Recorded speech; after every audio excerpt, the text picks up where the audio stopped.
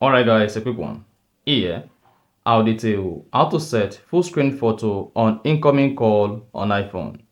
So if at the end of this you found this helpful and informative, please don't forget to like and then subscribe. Now the first thing you want to do is go ahead and open the settings app.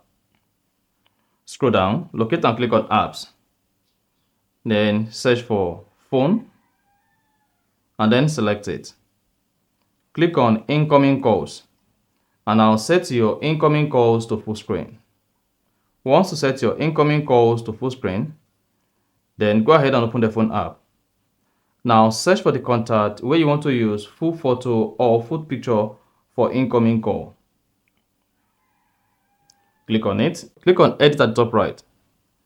Then click on add photo. Click on photo or camera to take a picture of it. Then select your photo. You can just scroll down and select your photo. Or click on all to have access to all the photos you have on your iPhone. Select the photo. Once you selected it, go ahead and click on done at the top right.